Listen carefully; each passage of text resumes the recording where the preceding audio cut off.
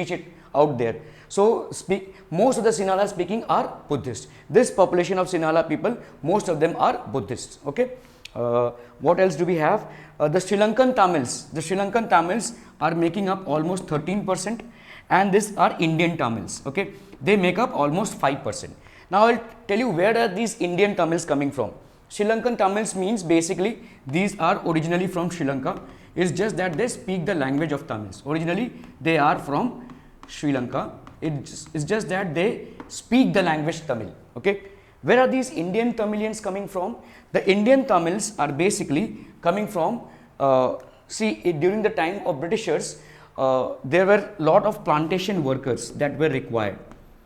Plantation workers were required in huge numbers. Britishers had found that basically this was the main thing that was planted out there, rubber plantation. Rubber plantation was done extensively in those times in Sri Lanka. And as you know, Britishers had used the Indian subcontinent primarily for their own benefits. So this rubber plantation was done in Sri Lanka, and Britishers had picked up people from India. Now Tamil Nadu is just close by in India's map. So they picked up people from Tamil Nadu and they placed them there. So at that point of time, people who had relocated there are the ones who are Indian Tamils. So their forefathers are from India.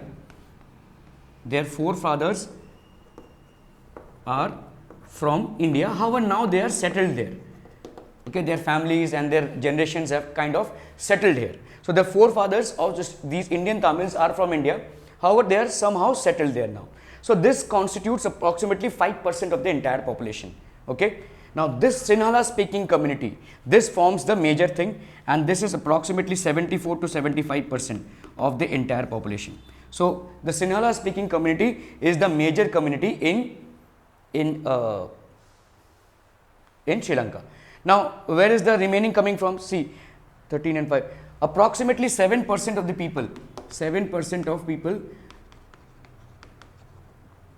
are Christians. Okay, 7% of the entire population of Sri Lanka are Christians. Okay. And as far as the language goes, they speak both Tamil. They can either be Tamil and they can either be Sri Lanka. So they speak both the languages, Sri Lankan and Tamil as well. Okay. So this is how the entire thing is divided for Sri Lanka.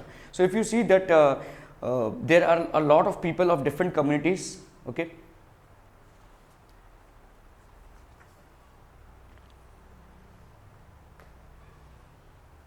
So there are a lot of people of different communities spread out here as well.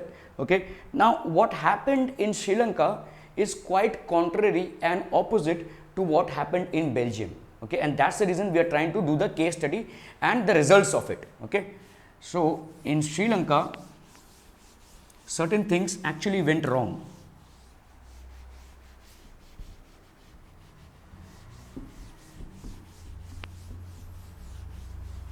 Okay. So we'll look into what are the things that actually went wrong. Now if we study about the history of Sri Lanka gained independence. Sri Lanka basically gained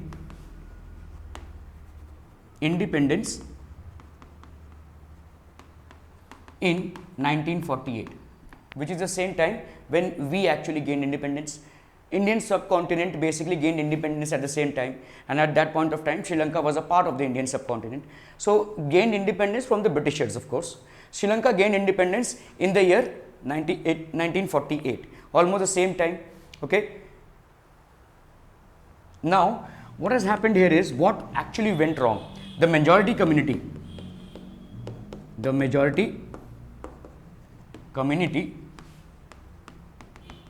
of Sinhalas, okay, the majority community of Sinhalas, they seeked domination. They basically seeked domination. They seeked domination by suppressing the minorities, suppressing the rights of minorities, by suppressing the rights of minorities. Now this is what was a problem. Okay, so there are certain communities which might try to suppress the weaker communities or the minority communities. This happens. Okay, this happens, but it depends whether the government is in support of such a community or not in support of such a community. If the government supports such a community, then the actual problem arises. Okay, so there are at times communities which pop up all of a sudden, and they try to suppress the communities which are around them, the ones which are especially in minority. And if the government open-handedly supports these communities, then there will be a situation of a civil war, and that can be very taxing on the lives of people. And this is what happened in Sri Lanka. Okay, so majority communities, Sinhalas, seek domination by suppressing the rights of the minorities, and this is known as majoritarianism. Majoritarianism. This is basically known as majoritarianism.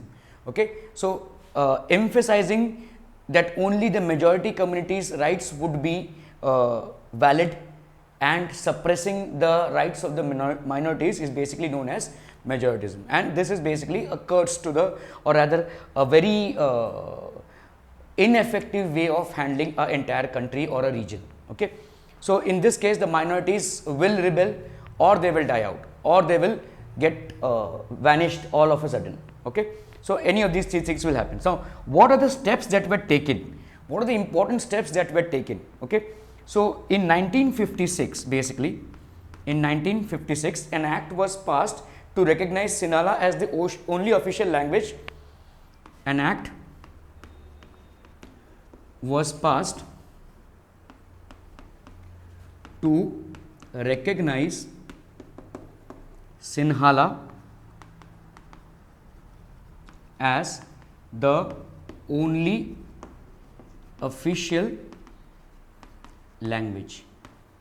Okay, now consider this. Okay, so this is completely disregarding the Tamilians, completely disregarding the Tamilians.